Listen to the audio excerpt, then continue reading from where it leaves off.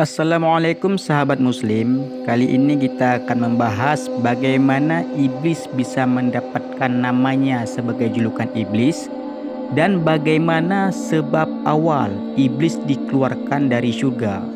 Mari simak video ini sampai habis. Sebelum itu, klik dulu tombol like, subscribe dan loncengnya agar teman-teman semua tidak ketinggalan kisah-kisah menarik lainnya.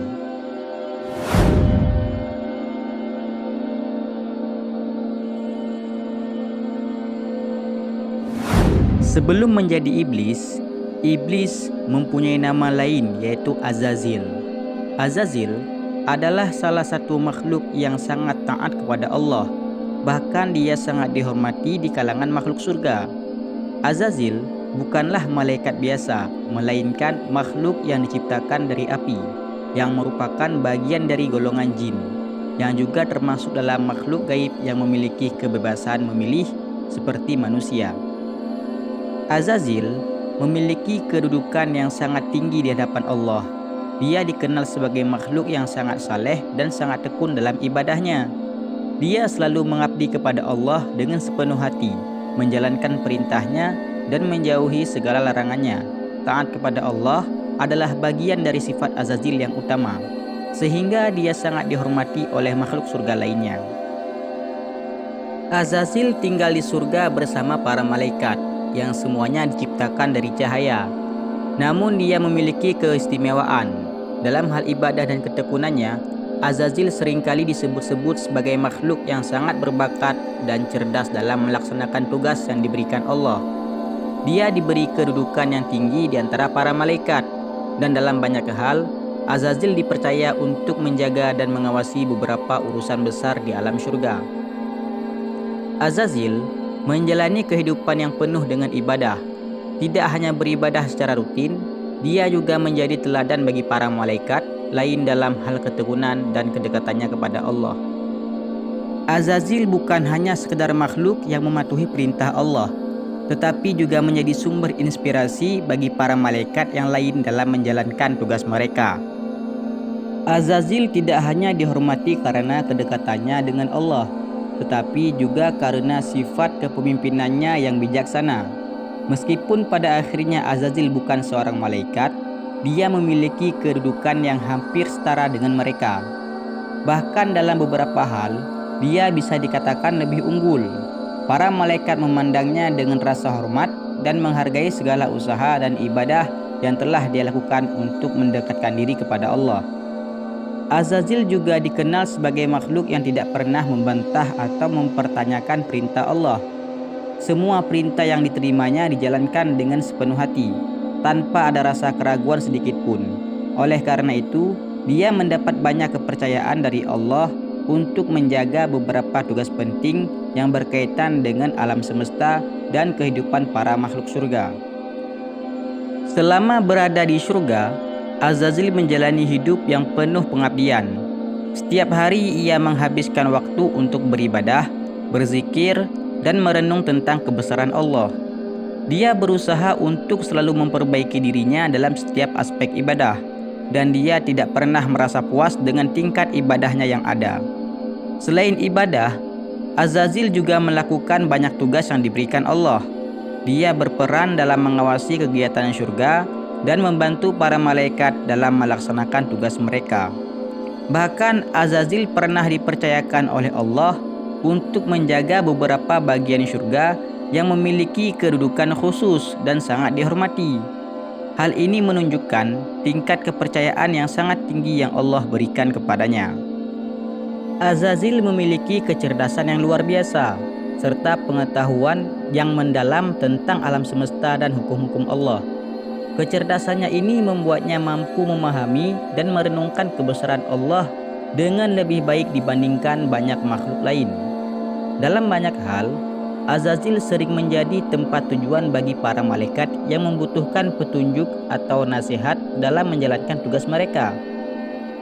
Keistimewaan lain yang dimiliki oleh Azazil adalah sifatnya yang sabar dan penuh pengendalian diri. Dia tidak terburu-buru dalam menjalankan tugasnya dan selalu berpikir matang sebelum bertindak. Azazil tidak hanya menjalankan tugasnya dengan sempurna, tetapi dia juga selalu berusaha untuk menjaga ketenangan hati dan kedamaian di sekelilingnya. Oleh karena itu, Azazil sangat dihormati oleh sesama makhluk surga. Suatu ketika Allah memutuskan untuk menciptakan makhluk baru, yaitu manusia pertama yang akan menjadi khalifah di bumi. Allah memiliki rencana besar yang tidak bisa dipahami oleh makhluk lainnya, bahkan oleh para malaikat yang senantiasa taat kepadanya. Allah mengumumkan kepada para malaikat bahwa Dia akan menciptakan seorang makhluk baru, berbeda dengan makhluk yang sudah ada sebelumnya, yang akan menjadi penguasa untuk khalifah di bumi.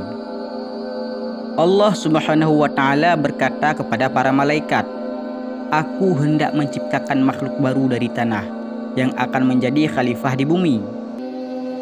Para malaikat yang tidak tahu apa yang akan terjadi terkejut dan sedikit ragu. Mereka bertanya kepada Allah, "Ya Allah, mengapa Engkau hendak menciptakan makhluk baru ini? Bukankah mereka akan membuat kerusakan dan pertumpahan darah di bumi, sementara kami senantiasa bertobat dan memuji-Mu?" Namun Allah Subhanahu wa Ta'ala menjawab dengan sabar, "Sesungguhnya aku mengetahui apa yang tidak kalian ketahui." Allah pun mulai menciptakan Nabi Adam dari tanah. Allah mengambil tanah dari beberapa tempat di bumi yang menyebabkan tubuh Nabi Adam memiliki unsur yang berbeda-beda, memberikan keberagaman dalam fisiknya. Allah membentuk tubuh Nabi Adam dengan sempurna, memberinya bentuk yang sangat baik dan indah. Namun tubuh tersebut tetaplah sebuah bentuk mati, belum memiliki kehidupan. Setelah tubuh Adam tercipta, Allah meniupkan ruhnya ke dalam tubuh Adam. Dengan itu, Nabi Adam mulai hidup. Allah memberikan Nabi Adam alaihissalam akal, pengetahuan, dan kemampuan untuk berpikir. Nabi Adam pun menjadi makhluk pertama yang memiliki akal dan kebijaksanaan. Dia adalah makhluk yang istimewa, berbeda dari makhluk lainnya yang ada di surga. Setelah Nabi Adam alaihissalam diciptakan dan diberi kehidupan, Allah memerintahkan semua makhluk dan makhluk surga untuk bersujud sebagai tanda penghormatan kepada makhluk barunya tersebut. Allah berkata, "Wahai para malaikat, sujudlah kepada Adam sebagai tanda penghormatan kepadanya." Maka semua malaikat yang ada di surga segera melaksanakan perintah Allah dengan penuh ketaatan. Mereka bersujud dengan rasa hormat yang mendalam terhadap Nabi Adam sebagai makhluk yang sangat istimewa dan diberi tugas besar sebagai khalifah di bumi. Sujud ini bukanlah sujud dalam arti ibadah kepada Nabi Adam, karena hanya Allah yang berhak disembah. Sujud ini adalah sujud sebagai tanda penghormatan dan penghargaan terhadap ciptaan Allah yang baru. Sujud ini juga merupakan bentuk pengakuan bahwa Nabi Adam akan menjadi pemimpin di bumi dan menjadi makhluk yang diberi tanggung jawab besar oleh Allah untuk menjaga dan mengelola bumi. Para malaikat yang mulia segera mematuhi perintah Allah tanpa keraguan sedikit pun. Mereka tunduk dan bersujud dengan penuh kerendahan hati. Mereka tidak mempertanyakan keputusan Allah karena mereka memahami bahwa segala yang Allah perintahkan pasti memiliki hikmah yang besar. Para malaikat menghormati Nabi Adam sebagai ciptaan baru yang akan melaksanakan tugas penting di bumi. Meskipun seluruh malaikat sujud dengan taat, Azazil yang pada waktu itu adalah makhluk yang sangat dihormati di surga menolak untuk melaksanakan perintah tersebut. Azazil adalah makhluk yang diciptakan dari api, dan dia merasa bahwa dirinya lebih mulia dan lebih superior dibandingkan Adam yang diciptakan dari tanah.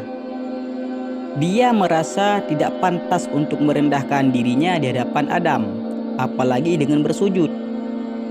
Azazil yang sangat bangga dengan asal-usulnya api yang dikenal sebagai unsur yang lebih kuat dan lebih superior daripada tanah, menganggap dirinya lebih layak daripada Nabi Adam. Azazil berkata, "Saya lebih mulia dari Adam. Saya diciptakan dari api yang lebih bersih dan kuat, sedangkan dia diciptakan dari tanah yang lebih rendah dan lemah. Tidak mungkin saya harus sujud kepadanya." Kesombongan dan kebanggaan Azazil membuatnya menilai dirinya lebih tinggi daripada makhluk lain. Dia tidak dapat menerima kenyataan bahwa Allah memerintahkan semua makhluk untuk menghormati Adam. Bahkan jika itu adalah perintah dari Sang Pencipta, Azazil merasa bahwa keberadaannya yang agung sebagai makhluk yang lebih kuat dan mulia membuatnya tidak perlu merendahkan diri. Azazil dengan keras kepala menolak untuk bersujud kepada Adam. Dia tidak mau tunduk dan melaksanakan perintah Allah, meskipun perintah itu sangat jelas dan datang langsung dari Allah Subhanahu wa Ta'ala. Azazil tidak merasa perlu untuk mengikuti perintah tersebut. Ia merasa bahwa kehormatan dan kebanggaan dirinya sebagai makhluk yang diciptakan dari api sudah cukup untuk membuatnya merasa lebih tinggi dari Adam. Azazil berkata dengan penuh kesombongan, "Saya lebih baik daripada Adam. Saya diciptakan dari api, sementara dia diciptakan dari tanah. Saya lebih kuat, lebih cemerlang, dan lebih mulia daripada dia. Oleh karena itu, saya tidak akan mau bersujud kepadanya."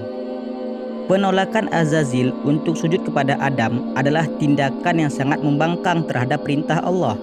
Azazil bukan hanya menolak untuk merendahkan diri, tetapi juga menolak untuk menerima keputusan Allah yang Maha Bijaksana. Azazil merasa bahwa dia lebih tahu daripada Allah tentang siapa yang layak dihormati. Kemudian Allah memanggil Azazil, "Wahai Azazil, mengapa engkau tidak sujud kepada Adam seperti yang aku perintahkan?" Suara Allah yang penuh kebijaksanaan dan kasih sayang menggema di seluruh alam semesta, mengingatkan Azazil tentang kewajibannya untuk melaksanakan perintahnya. Tetapi Azazil, dengan kesombongan dan rasa superioritas yang ada di dalam dirinya, tidak merasa bahwa dia perlu menjelaskan atau meminta maaf. Sebaliknya, ia menjawab dengan penuh rasa bangga, "Saya lebih baik dari Adam. Saya diciptakan dari api yang lebih kuat dan mulia, sedangkan dia diciptakan dari tanah yang lebih rendah. Saya lebih cemerlang dan lebih agung daripada dia. Oleh karena itu, saya tidak perlu bersujud kepadanya." Mendengar jawaban Azazil yang penuh dengan kesombongan dan kebanggaan, Allah dengan tegas menegur Azazil. Allah berkata, "Apakah engkau merasa lebih baik dari Adam? Padahal aku yang menciptakanmu. Apakah kamu tidak mengetahui bahwa kesombongan dan kebanggaan tidak akan diterima di hadapanku? Semua yang ada di langit dan di bumi adalah ciptaanku, dan tidak ada yang lebih tinggi daripada perintahku." Allah mengingatkan Azazil bahwa kebanggaan atas asal-usul atau kekuatan tidak akan pernah membuatnya lebih mulia di hadapan Allah. Keputusan Allah yang Maha Bijaksana adalah keputusan yang pasti benar, dan tidak ada alasan bagi Azazil untuk menentangnya. Allah menjelaskan bahwa kesombongan adalah penyakit hati yang akan menghalangi seseorang dari ketaatan kepadanya, dan hanya orang yang rendah hati yang dapat diterima di hadapannya. Allah dengan keras menyatakan bahwa kesombongan Azazil tidak akan dibiarkan begitu saja. Allah memperingatkan Azazil bahwa sikap sombong dan angkuh yang ia tunjukkan terhadap perintahnya adalah suatu dosa besar.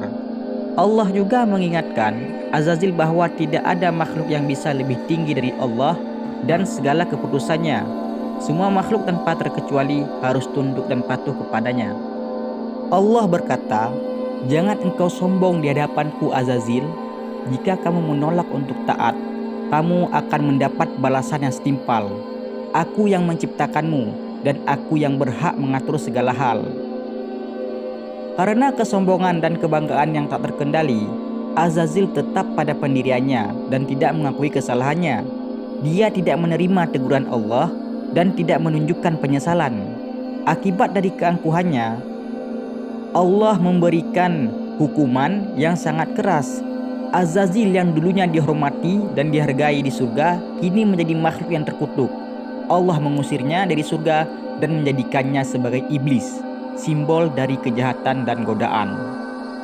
Iblis adalah nama yang memiliki makna yang dalam, yaitu yang terkutuk atau yang terhilang.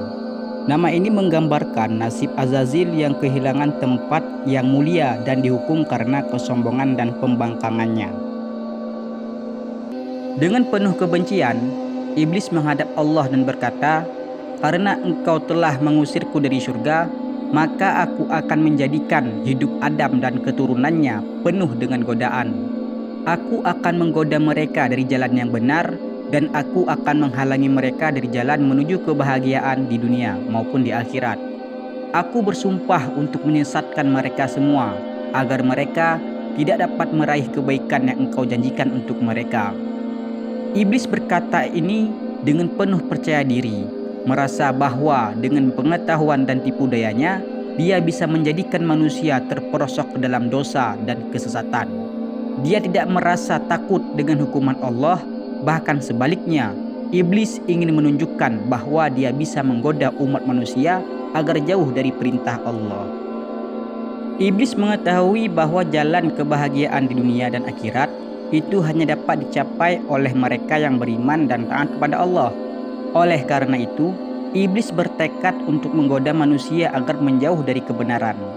Dia merencanakan segala cara untuk menggoda hati dan pikiran manusia, mulai dari menghalangi mereka dalam beribadah, menanamkan keraguan dalam iman, hingga memancing mereka dengan hawa nafsu yang bisa mengarah pada dosa.